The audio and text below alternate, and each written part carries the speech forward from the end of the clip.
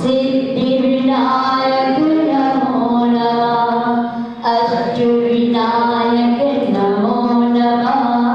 गणपति बप्पा मोरया। सब देवों ने भी माना है आप बड़े बलशाली हो। सब देवों ने भी माना है आप बड़े बलशाली हो। बलकारी हो देव निराले, भक्तों के हितकारी हो। बलकारी हो देव निराले, भक्तों के हितकारी हो।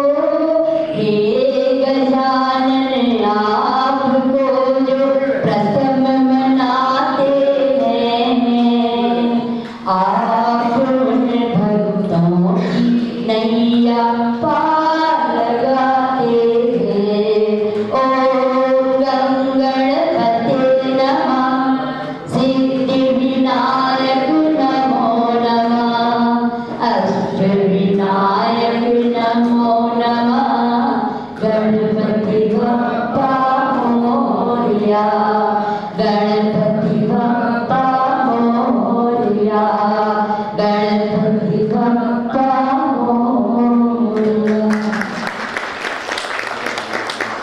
जगन्नाथ, जगत के नाथ, जगत के नाथ, जगत के नाथ।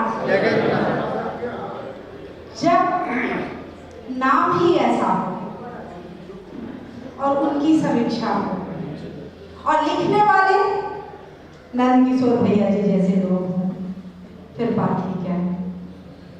पुस्तक मुझे आज से 3 दिन पहले मिली, समीक्षा की। मैंने पढ़ना शुरू की और यकीन मानिए कि मेरी कहीं कहीं पे आंख से आंसू भी आए, क्योंकि इतने भावपूर्ण थे। और पढ़ना शुरू किया तो आखिर में आकर ही थक, क्योंकि उत्सुकता बढ़ती जा रही है।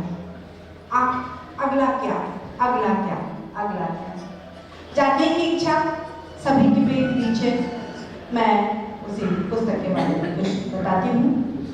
सबसे पहली बात कि लेखक नाम जान लिए हैं आप लोग, प्रकाशक विद्यासागर से हैं और वहाँ से इनकी और भी पुस्तकें लेखक जी की प्रकाशित हुई हैं। ओडिशा मारवाड़ी समाज से 2002 में इनकी पहली प्रकाशित हुई।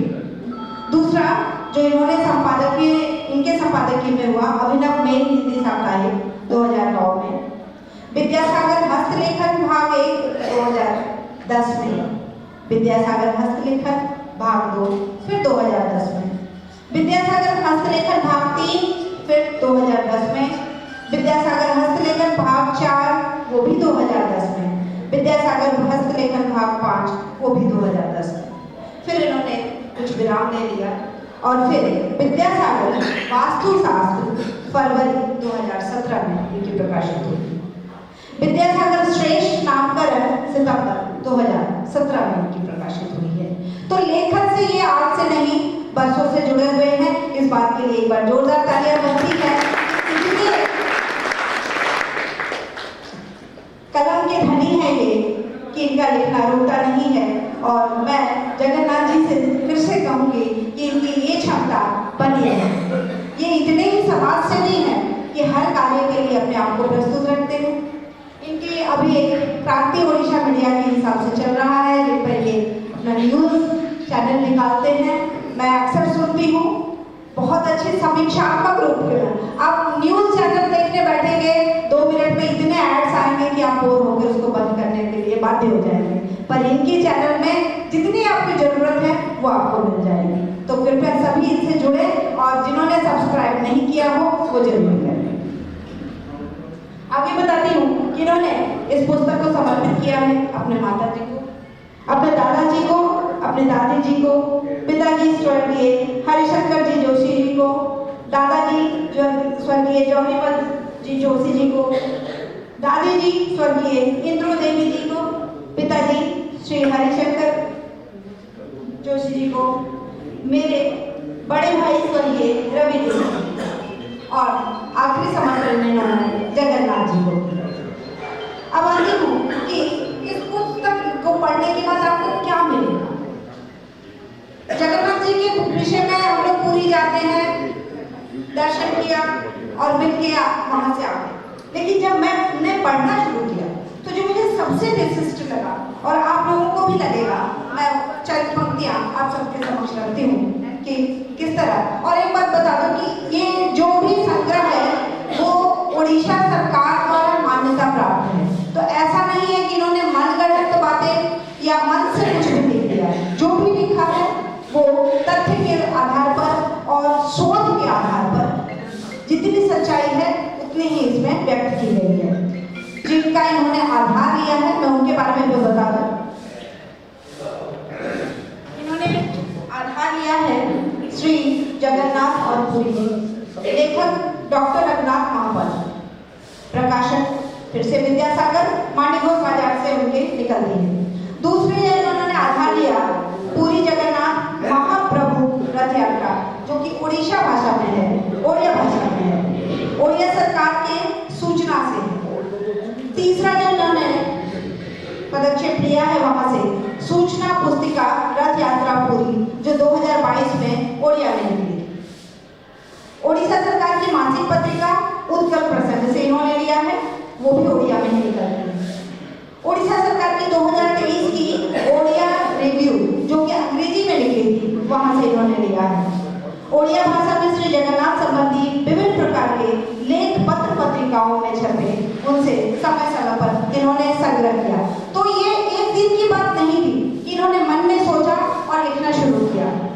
सालों की चीजों को इन्होंने एकत्रित किया और फिर जब इन्होंने देखा कि मेरे पास सामग्री जमा हो चुकी है तो फिर उन्होंने लिखना शुरू किया। अब आती हूँ जिस बात ने मुझे बांध के रखा और पूरा पढ़ने के लिए विवश किया, वो था कि जगन्नाथ मंदिर की विशिष्टता क्या। वास्तुशास्त्र के हिसाब से ये प्रकल्प बहुत अच्छा है, ये तो आप सभी जानते हैं। मैं चंद पंक्तियां आप तक रखती हूँ कि जगन्नाथ मंदिर के मुख्य गुंबद की परछाई कभी नहीं बदलेगी। अगर सहमत हो तो जोरदार तालियां। लेकिन नीचे धरती पर उनकी परछाई नहीं पड़ती है। 800 साल से ज्यादा का हो गया है जगन्नाथ मंदिर। इस मंदिर के अंदर समुद्री लहर की आवाज सुनाई नहीं देती है। मंदिर में कभी नहीं होती है कमी प्रसाद की, चाहे कितने भी लोग आ जाएं, लेकिन प्रसाद की कमी कभी नहीं होती। चूल्हे पर 7 बर्तन चढ़ाए जाते हैं, लेकिन सबसे ऊपर वाले बर्तन में रखा प्रसाद सबसे पहले पकता है। श्री जगन्नाथ के प्रसाद को जगत पसारे हाथ। श्री जगन्नाथ के प्रसाद को जगत पसारे हाथ। और ये भी एक क्या कहूँ, एक प्रभु की कृपा ही तो होगी ना कि 7 बर्तन चढ़े और सबसे पहले पकना चाहिए था किसको? सबसे नीचे वाले को, क्योंकि अग्नि वहीं पहले पहुंचती है। लेकिन सबसे पहले पक रहा है कौन सा? जो सबसे ऊपर रखा हुआ है। तो ये प्रभु की कृपा ही है और उसी प्रभु की कृपा से ये आगे बढ़कर इस किताब को इन्होंने लिखने की जो जिम्मेदारी ली और हम तक पहुंचाया। यहाँ पर जितने भी उपस्थित हैं, मैं सभी से ये आग्रह रखूंगी कि इस पुस्तक को एक बार अवश्य पढ़ें और तथ्यों को जानें। मंदिर घूम कर आना, परिसर में बैठना, प्रसाद ग्रहण करना, ये तो सामान्य लोकजन की बात है, लेकिन हम विशिष्ट जन हैं और विशिष्ट जन समाज के लिए, ईश्वर के लिए और ईश्वर के प्रति अगर इतनी कृपा ना कर पाएंगे तो उन पर हमारी कृपा कैसे बनेगी? अगर उनकी कृपा चाहिए तो ये काम जो प्रसाद के विषय में, प्रसाद और वहाँ का भोग आप सभी ने ग्रहण किया होगा। क्या विशिष्टता क्या होती है, स्वाद क्या होता है, मसाले क्या होते हैं, इन्होंने हर एक पद्धति को, हर एक तरीके को उस पर रखा है। कैसे पकाई जाती है, किस प्रसाद का क्या नाम है, इन्होंने सब कुछ उसमें व्यक्त किया है। ये सबसे अच्छा लगा कि प्रसाद खाते वक्त हम सोचते हैं ना कि कैसे पकता होगा, क्या डाला गया है जो इतना स्वादिष्ट है। ये पुस्तक पढ़ने के बाद आप उस सारी विधियों से अवगत हो जाएंगे। कर्मावल जो राजस्थान में है और उनका भोग पहले लगता है, ये मेरे लिए सबसे नया था, ये मेरे जानकारी में नहीं था। ये पुस्तक पढ़ने के बाद मुझे ये जानकारी मिली। तो ऐसी और बहुत सी चीजें हैं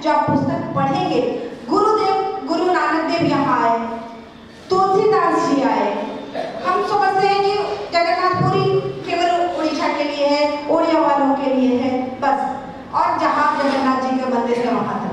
लेकिन ये जो पौराणिक लोग हैं ये भी यहाँ आए हैं, इसकी जानकारी मुझे इस पुस्तक से पढ़ने के बाद मिली। एक छोटी सी बात बताऊं कि जो पुस्तक से ही मुझे पता चला, तुलसीदास जी ने कहा, लिख दिया कि ये कैसे भगवान है, ना तो इनकी आंखें सही है, ना इनके हाथ पैर सही है, ये कैसे भगवान है, और भूलकर सो गए। तो उन्हें सपने में राम जी आए, उन्होंने कहा तुलसी तुमने ही तो लिखा है ना, तुमने ही तो लिखा है ना कि भगवान बिना आंख के देखते हैं, बिना हाथ के दान करते हैं और बिना पैर के चलते हैं, ये सब तो तुम्हारी ही बातें हैं। फिर आज ये संशय किया। तो देखिए कहां से कहां बातें तारतम्य होकर मिल जाती हैं। कुछ भी अछूता इन्होंने नहीं छोड़ा है, हर एक चीज को इन्होंने बांधा है। गुरु नानक देव जब जाते हैं, उनके साथ उनके शिष्य जो मुस्लिम थे, उनके कारण का उन्हें प्रवेश नहीं मिलता है, तो गुरु नानक देव बाहर जाके बैठ जाते हैं। फिर वहां से प्रभु की कृपा जाती है उनके पास, और फिर नानक देव जी बुला कर लाए जाते हैं, फिर वो आरती करते हैं। ये सूक्ष्म बातें हैं, लेकिन हमारी संस्कृति हमारे समाज से जुड़ी हुई है, हमारे हिंदू धर्म से जुड़ी हुई है, हमारे सनातन धर्म से जुड़ी हुई है। तो इस पुस्तक को पढ़ने के बाद आप यकीन मानिए, जगन्नाथ जी के बारे में आप जितना जानेंगे उससे ज्यादा अपने हिंदू धर्म संप्रदाय और उससे जुड़ी हुई और बहुत ही विभिन्न बातें आप जानने को मिलेगा। तो ये एक आग्रह के साथ और लेखक की अनुमति से भी मैं ये जरूर कहूंगी, आप सभी इस पुस्तक को एक बार अवश्य पढ़ें और इसकी सूक्ष्मता को, इसकी बारीकता को समझने की कोशिश करें कि आखिर लेखक को लिखने पर क्या मजबूर करता है। उसकी जो सूक्ष्मता है, उसके जानने की इच्छा है। हम 10 चीजें पढ़ेंगे तो जगन्नाथ मंदिर जी के बारे में जानेंगे, जगन्नाथ जी के बारे में जानेंगे, लेकिन ये 208 पन्नों की एक पुस्तिका आपको वो सर्व ज्ञान देने के लिए कम पड़ेगा। आप ये पढ़ने के बाद आप अपने आप में एक पूर्णता महसूस करेंगे। एक समीक्षक के रूप में, एक हिंदी शिक्षिका के रूप में मैं इस पुस्तक को पढ़ने के बाद जितना आत्मसंतुष्टि महसूस की हूँ, मैं चाहती हूँ आप सभी इस संतुष्टि को महसूस करें और इस पुस्तक को अवश्य पढ़ें। धन्यवाद।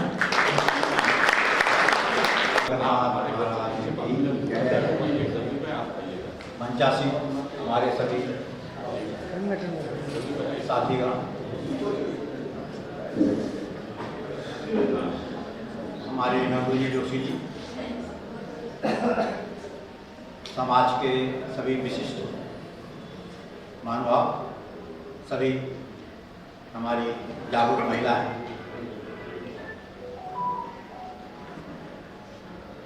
मेरे को पहले भी कई बार 2-3 बार मौका मिला है। उन्होंने जो वास्तु के ऊपर में किताब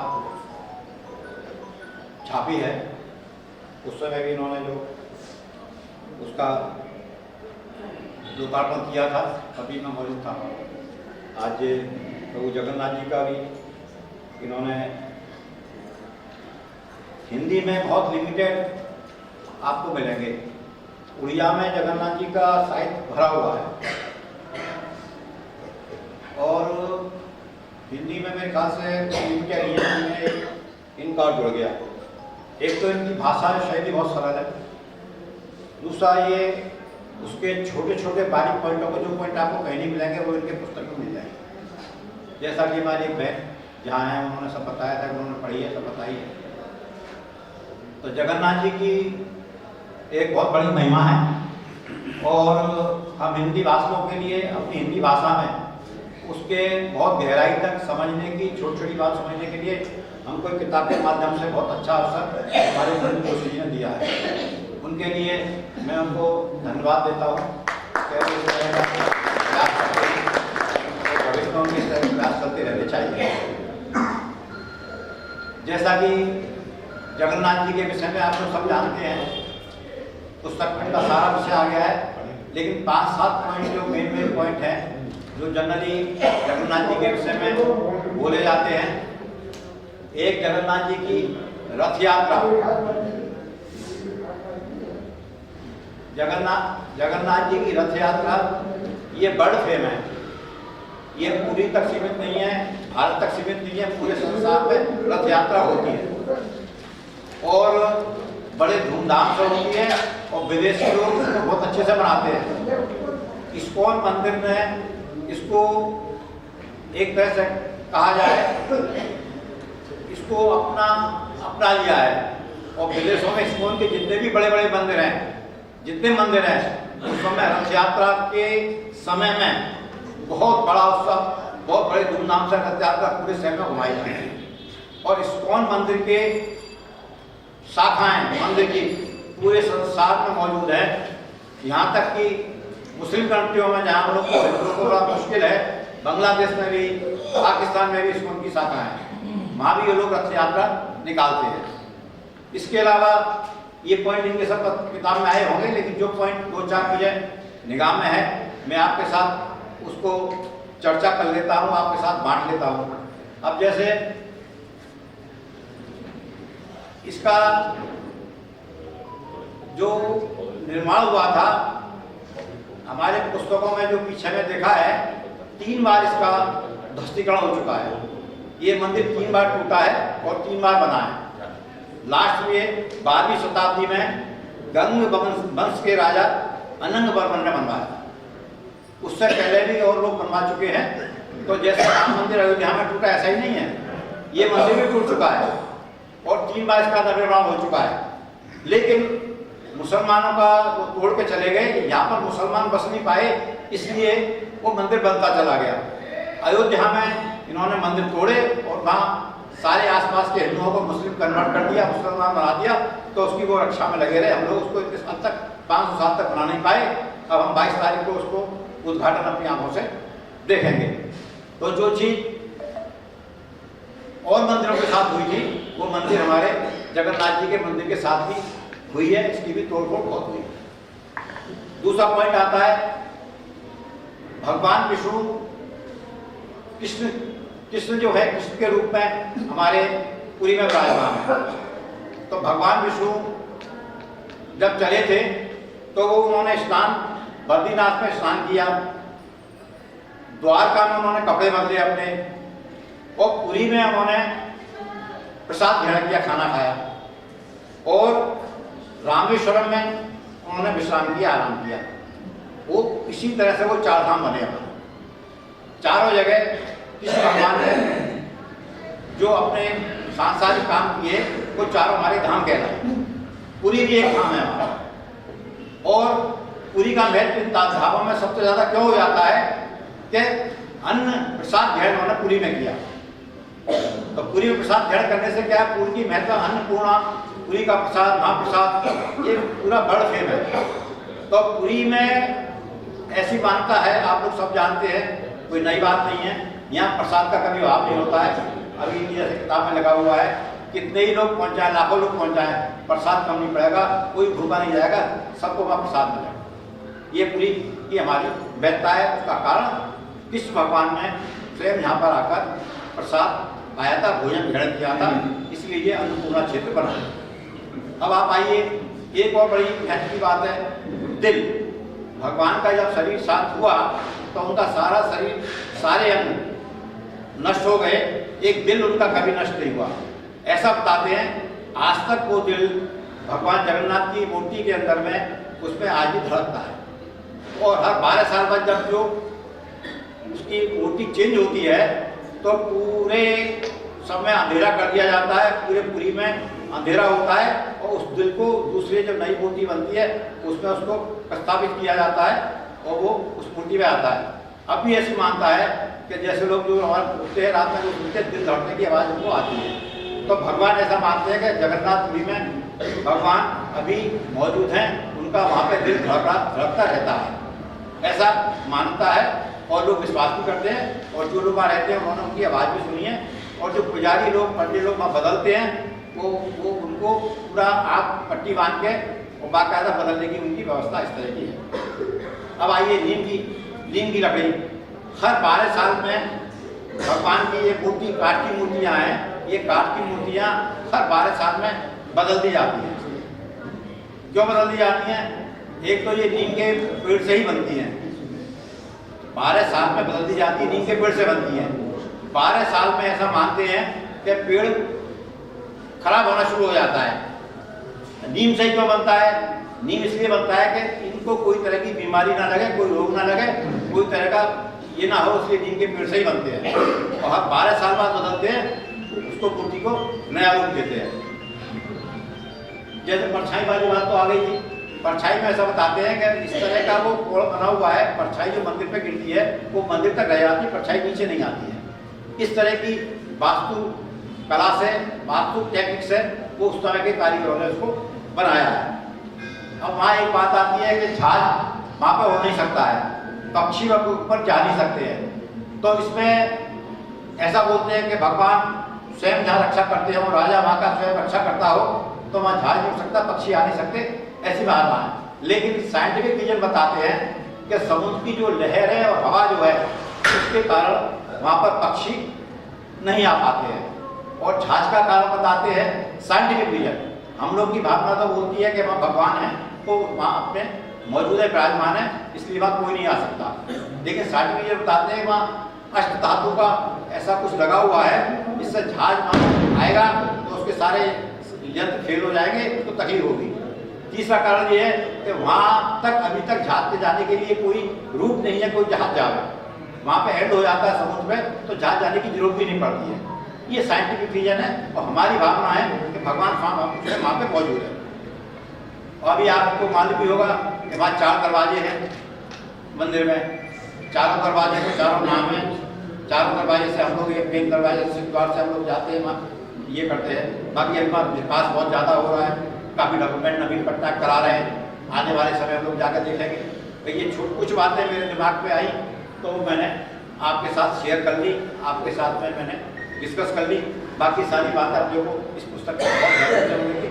जैसा मैंने बताया था, मैं भी शायद कल इस पुस्तक को पढ़ने बैठूंगा, कल संडे भी बैठूंगा, मंडे बैठूंगा, और घंटे घंटे में खत्म करके उठूंगा। मेरा भी पढ़ने का बहुत जय जगन्नाथ। देखिए, लेखन का महत्व मारवाड़ी समाज को समझना चाहिए। महाराष्ट्रियन समाज है, बंगाली समाज है, चाहे उड़िया समाज ही को, सब समाज में जो लेखन वाले हैं उनको सर्वोच्च सम्मान दिया जाता है। हमारे मारवाड़ी समाज में एक से एक बड़े प्रकाशक हुए, एक से एक लड़ाकू लोग भी हुए, रामनाथ जी उनका जन्म। किंतु आलतू फालतू आदमी भी जो पत्रकारिता में लेखन में है, वो बोल देता था मारवाड़ी अखबार का मालिक हो सकता, लिख नहीं सकता। तो मुझे कटक में आया, मैं 25-26 साल पहले आया, तो मुझे एक नौजवान साथी मिला, कहते हैं इससे हमारे मारवाड़ी समाज की इज्जत को बहुत बड़ा भाव मिलता है। बहुत बहुत इनका धन्यवाद कि इन्होंने आने वाले दिन और अच्छे अच्छे लोग भी निकलेंगे। दूसरी बात, आज बहन जी ने बोला, इस पुस्तक से मालूम पड़ा, हमने घर घर में बच्चे भी कर्माबाई का गीत गाते हैं, पर कर्माबाई ने खिचड़ी जगन्नाथ जी को खिलाया था ये हम लोग को मालूम नहीं। अब जैसे जगन्नाथ जी के जो उड़ीसा के भगत थे, तो उनका जैसे सम्मान है उससे भी अधिक सम्मान कर्माबाई का है। वह कर्माबाई के नाम से खिचड़ी लगती है। बीच में एक आदमी सज्जन आए थे, बहुत बड़े विद्वान थे, भागवत किया था उनका पूरी में। उन्होंने मेरे से कहा कि भाई बताइए ना, हम लोग का कर्माबाई का मंदिर बनाने का इच्छा है, यहाँ कोई जगह मिल सकता है? तो कर्माबाई का ऑलरेडी वहाँ मंदिर है, उस पर ताला लगा हुआ है। दूसरी बात, आज वहाँ साइन बोर्ड से आप देखेंगे, मंदिर के बाहर लिखा है सिर्फ हिंदुओं का प्रवेश ही ये स्वीकार है, गैर हिंदू यहाँ प्रवेश नहीं कर सकते। तो हमारे हिंदू समाज पे बहुत बड़ा ये आक्रमण किया जाता है कि ये लोग अपने धर्म में अपने गैर हिंदुओं को अलाउ ही नहीं करते। तो मैं आपको बोलता, हमारे तो उस मंदिर के सामने तक तो जा सकता है, तभी तो सामने रह के भक्त साल हिंदू एक मुसलमान होते हुए इतना बड़ा ये जगन्नाथ जी का भक्त हुआ। किंतु मुस्लिम समाज में तो आप 200 किलोमीटर दूर मक्का से पहले रोक दिया जाता है, जो मेन हिंदू है उसके लिए कोई नहीं बोलता है।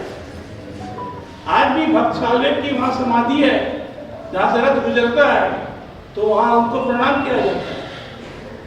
तो आज मैं, और तबीयत मेरी ठीक नहीं रहती आज का, नंदू भाई ने बोला तो मैं चला आया, रोक नहीं सकता था। तो बहुत बहुत धन्यवाद देता हूँ कि आप अपनी लेखनी से और भी लिखते जाइए। बीच में बहुत अच्छी सी कलम इन्होंने लिखा, ये दो उसमें क्रांति उड़ीसा में भी आजकल जो लिखते हैं बहुत अच्छा लगता है। धन्यवाद। जय जगन्नाथ, जय जगत के नाथ, जय जगन्नाथ, जगत के नाथ, जय जगन्नाथ, जगत के नाथ, जय जगन्नाथ। आज बहुत ही आनंद और खुशी का दिन है कि आज हमारे भाई नंदू जी अपने 13 लोगों का पुस्तक विमोचन कर रहे हैं, ये हैं। और ये बहुत ही हर्ष की बात है, ये हिंदी में जो हुआ उसे हमारा पूरा भारत वर्ष में इसका प्रचार भी होगा और भारत बच्चा बच्चा इस चीज़ को जानेगा। आज तक जो लोग हैं हम लोग जानते थोड़ा जानते हैं कि हिंदी में जो प्रचार हुआ है उससे हर घर में लोग बच्चा जानेगा कि हाँ जगन्नाथ जी का मार्गम क्या है, जगन्नाथ जी का विशेषता क्या है, कहाँ है। और आज ये भी है कि कलयुग के प्रधान देवता ही जगन्नाथ जी है और पूरी क्षेत्र जो है जगन्नाथ जी का वो कलयुग में विशेष माध्यम है।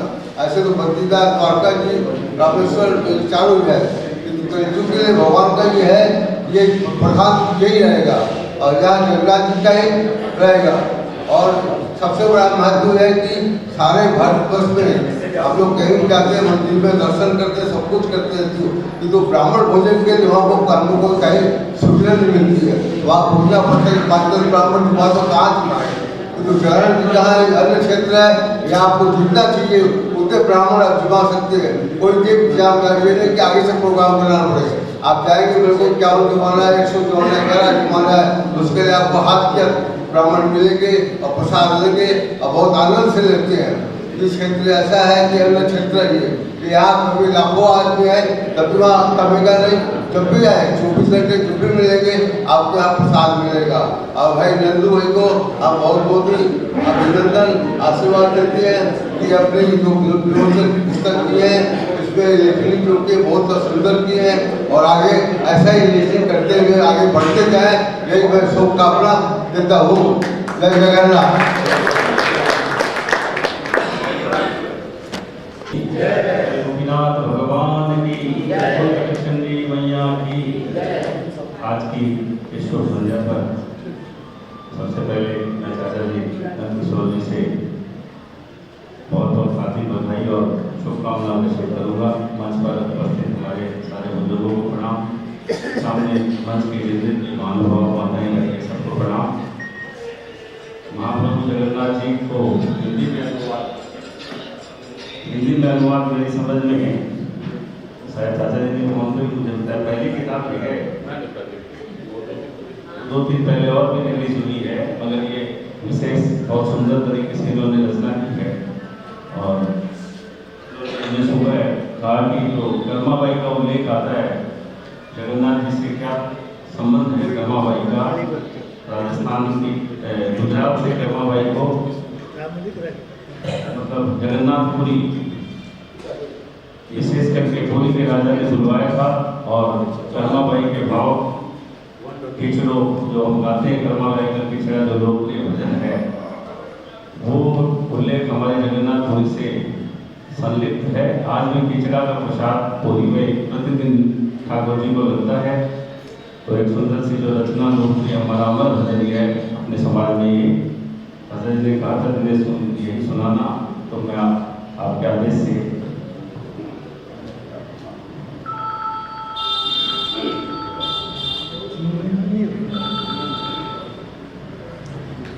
थाली भर कर लाई रखी ऊपर घी की बाट की जीवो भारा शोंधरी जीवो पर बेटी जाट की जीव